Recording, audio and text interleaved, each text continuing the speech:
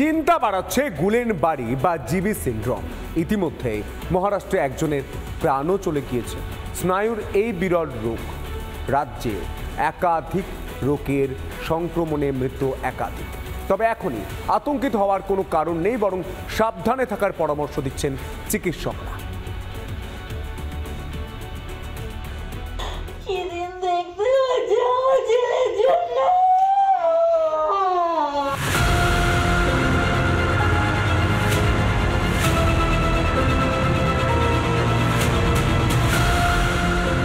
করোনার পর এবার দেশের পাশাপাশি রাজ্যেও ভয় ধরাচ্ছে গুলেনবাড়ি।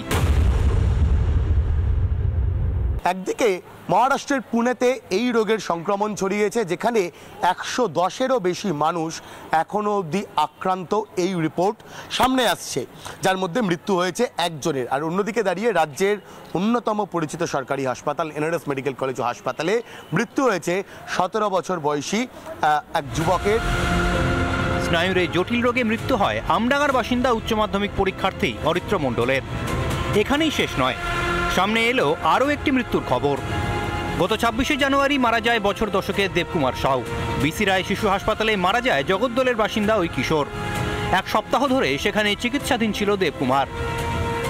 প্রাথমিকভাবে হাঁটাচলায় সমস্যা, দুর্বলতা, সঙ্গে প্রবল শারীরিক দুর্বলতা, ওঠা বসা হাঁটাচলা করতে সমস্যা, আক্রান্তদের পায়ের পাতায় জ্বালা, আক্রান্তদের পক্ষাঘাতের সম্ভাবনা, কথা বলতে সমস্যা, মুখ বেঁকে যাওয়া, প্রবল রক্তচাপ বেড়ে যাওয়ার সম্ভাবনা, প্রস্রাবে জ্বালা, বারবার সংক্রমণ।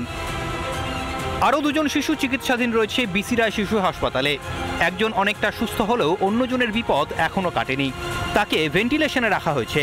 অন্যদিকে পার্ক সার্কাসের ইনস্টিটিউট অফ চাইল্ড হেলথে ভেন্টিলেশনে চিকিৎসাধীন 8 ও 9 বছরের 2 শিশু। ধনেখালির এক বাসিন্দা শারীরিক সমস্যা নিয়ে স্থানীয় এক চিকিৎসকের কাছে যায়।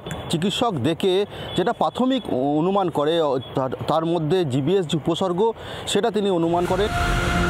চিকিৎসকের কথায় ওই ব্যক্তি ডায়রিয়া থেকে সুস্থ হতেই আক্রান্ত হন গুলেনবাড়িতে।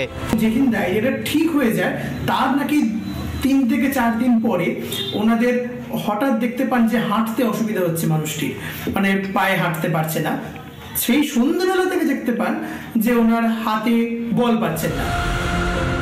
পরিবারের লোকজন তাকে কলকাতার হাসপাতালে ভর্তি করে। সেখানেই দুপুরে মৃত্যু হয় সতীনাথ লোহারের। 3 দিন ধরে পায়খানা হয়, তাতে করে উনি এই ফার্মেসি থেকে ওষুধ খায়, ওষুধ খেয়ে পায়খানাটা ধরে যায়। দুপুর থেকে পায়ের ব্যালেন্স রাখতে পারে না। হঠাৎ আমাদেরকে ডেকে উনি বলেন যে আমাকে হসপিটাল নিয়ে চলো। চিকিৎসকেরা যে কথা বলছেন যে আক্রান্ত হলেই আতঙ্কিত হয়ে পড়ার কোনো কারণ এই মুহূর্তে অন্তত নেই।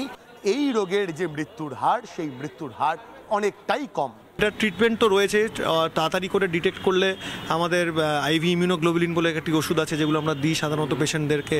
প্লাজমা ফেরেসিস বলে চিকিৎসা রয়েছে, বিভিন্ন হাসপাতালে সেটার অ্যাভেলেবিলিটি রয়েছে, সেগুলোর থেকে চিকিৎসা করা যায়। গুলেনবাড়ি থেকে বাঁচতে বেশ কিছু সাবধানতা অবলম্বনের কথা জানিয়েছেন চিকিৎসক। আমরা বলি বাইরের খাবার দাবার যতটা কম খাওয়া যেতে পারে, বাড়ির খাবার বা ধুয়ে টুয়ে খাবার দাবার করা, রান্না ঠিকঠাক করে সেগুলো। কোভিড আমাদের শিখিয়ে গেছে মাস্কের উপকারিতা, সেই মাস্ক টাস্ক পরে যতটা নিজেকে প্রিভেন্ট করা যায়, বা কারুর কাশি সর্দি হয়েছে তাদের থেকে একটা আইসোলেশন বা একটু দূরে থাকা। চিকিৎসকরা বলছেন আপাতভাবে এই রোগে এখনই ভয় পাওয়ার কিছু নেই, তবে অবহেলায় ঘটতে পারে মৃত্যুও।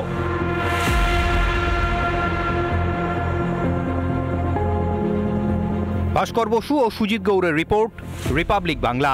নানা ধরনের কন্টেন্ট দেখার জন্য লাইক করুন, শেয়ার করুন আমাদের ফেসবুক পেজ, সাবস্ক্রাইব করুন আমাদের ইউটিউব চ্যানেল। পাশাপাশি অন্যান্য ব্রেকিং নিউজের জন্য অবশ্যই চোখ রাখুন রিপাবলিক বাংলায়।